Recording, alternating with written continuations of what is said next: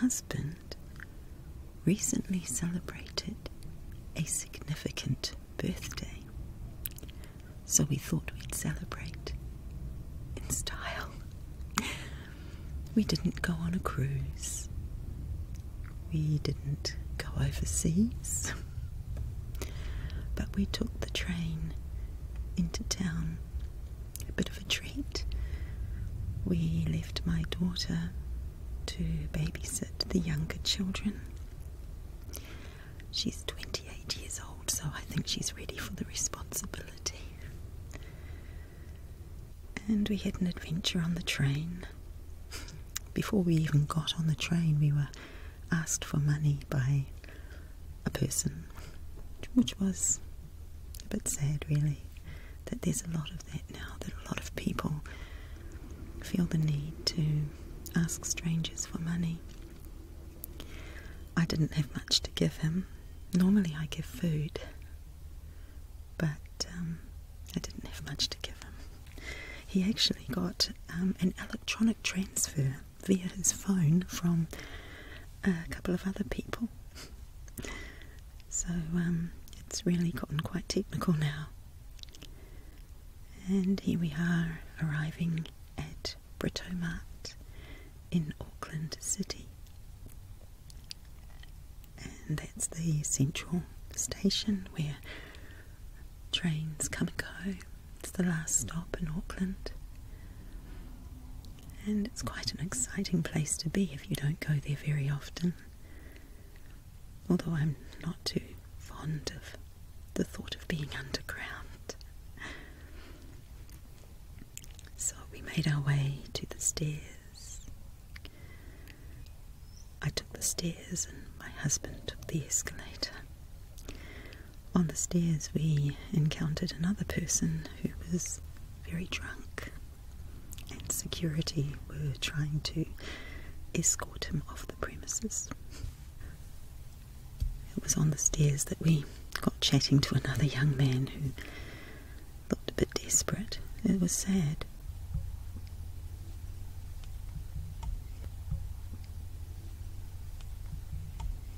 Here we are in the big city, and although I'm not from the country, I am a little bit like the country mouse. I love to see the old and the new together.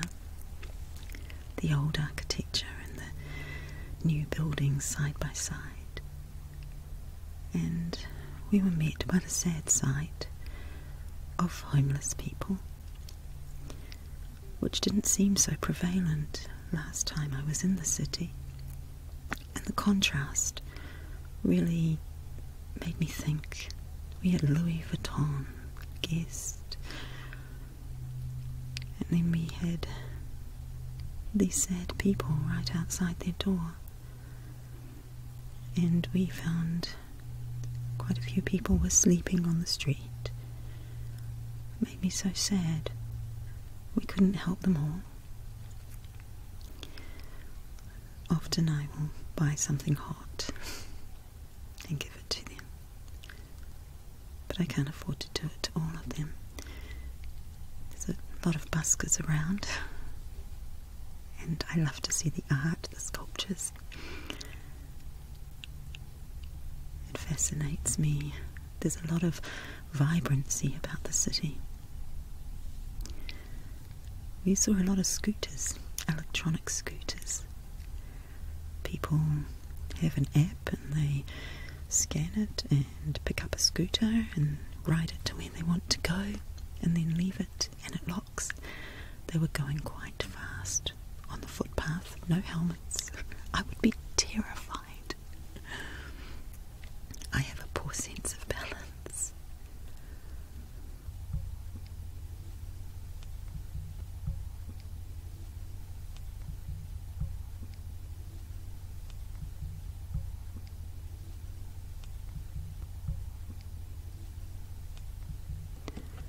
So we had a look around, did a bit of window shopping because the shops were all closed on a Saturday night. It's nice just to take a wander through the street and look at the window displays, see what they have in there. The Sky Tower is easy to spot. Oh, the Civic Theatre, lovely memories of going to the Civic Theatre. It's very beautiful.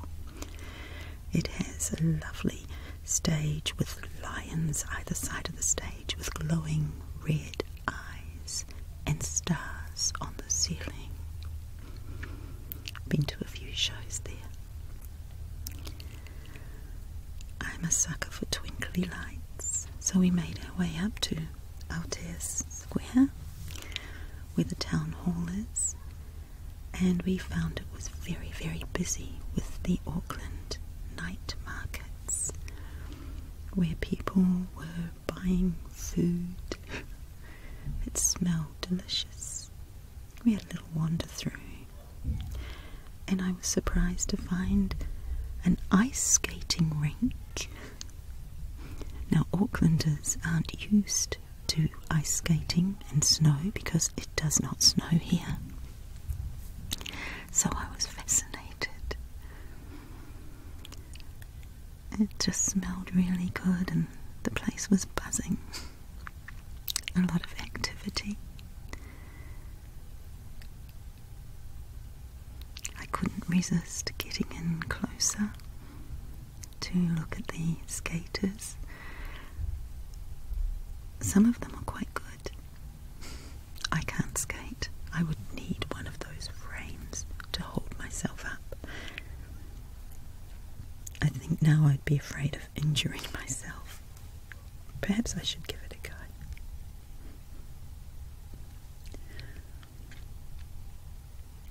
People just going round and round. I don't know how much it cost, but it looked like fun.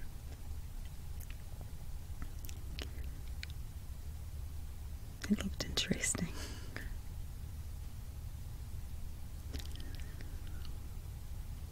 My husband wasn't really interested. He kept walking. I think he was directed by his nose to where the food was being sold. There's the town hall. I remember seeing the Greek singer Demis Roussos perform at the town hall, and I've also seen the New Zealand Symphony Orchestra there. So as you can see, it's a very busy place. Unfortunately, being a celiac and also non-meat eater, there was nothing I could eat there. But it was nice to have a look and smell the different foods.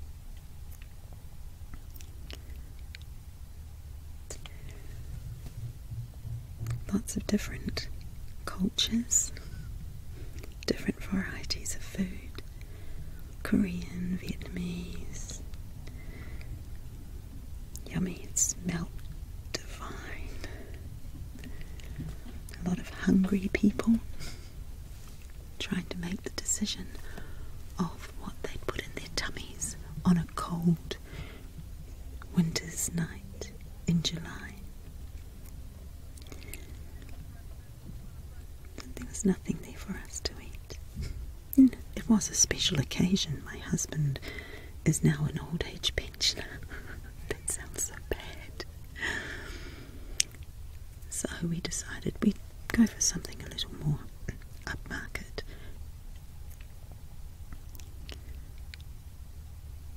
Now this, what a good idea this is. People eat out, but in these little bubbles. Box container bar. They have to book at certain sessions. But that wasn't for us either. We're very classy people, and so we had walked right by McDonald's. Interestingly enough, my husband proposed to me in McDonald's some years ago. And by propose, I mean he said that he suggested that we consolidate our households. So romantic. So here we are for a romantic evening out on the town. And we found where we wanted to eat. Burger Fuel. Oh my goodness. they do gluten-free burger buns. They do vegetarian and vegan burgers. Unfortunately, they don't do both. So I got a vegetarian burger and gave my husband my patty, so he did rather well. So he had quite a substantial burger, but oh, so yummy. Dipping my chips in the aioli. So good. So my burger had egg in it, and beetroot, and lettuce. And my husband's burger had the works with an extra patty. Then we took a little wander through some of the convenience stores that were open. Japan Mart was one of them. It was interesting to look through. And then we went for a walk through the streets and found this lovely garden to attract bees, because people are beginning to realise that bees are very important to our environment, to our existence. So that was a delight in the middle of the city. So we kept walking. It's quite hilly because Auckland is quite a volcanic area. Sleeping volcanoes, there's no volcanic activity. But it's very hilly. And there's a jumping thing. I think it operates during the day. Some kind of ride. And I would not go on it because I am so scared of heights. Not for me, thank you. I don't think my husband would go on it either. He did want to go to Sky City, which is in the Sky Tower. And I am a sucker for twinkly lights, so I accompanied him because I like sparkly things. I'm scared of heights, I think I mentioned that, so we do not go all the way up the Sky Tower. And guess what we found at the foot of the Sky Tower? Another little surprise. On a winter's Auckland evening where there is no snow, we found a globe that had snow inside, but it was closed. It closed before we got there. Looks like a little winter wonderland. So I really liked the look of that. I find snow fascinating. I've never been in snow. Never.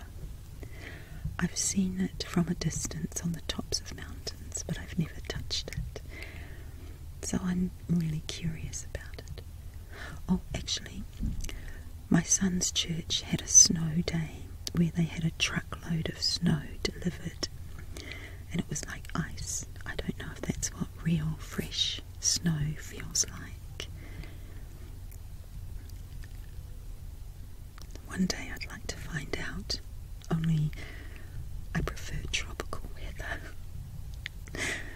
So we went inside the Sky City, and one of the major attractions there is a casino. Not something that attracts me at all. But we took a wander through there and it made me sad. I don't gamble, and to see so many people, crowds of people just sitting at tables and machines, throwing away money. They had a disco. They had a band, live band playing, and that was the most interesting part. They have quite cheap meals. Perhaps we should have gone there, but we'd already eaten and we had full tummies. But they have quite reasonably priced meals to attract people to the casino, because that's where the real money is poured into the place. It just made me so sad. These people don't really seem to be socialising. They just sit there putting money into the machine, coin after coin after coin after coin after coin after coin. And they've living in hope that they might have a win.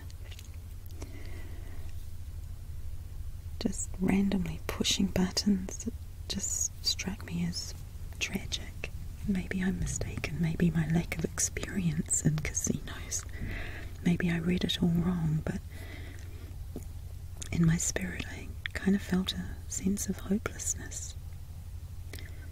An exciting kind of place though, with all the sounds and the lights. But not for me.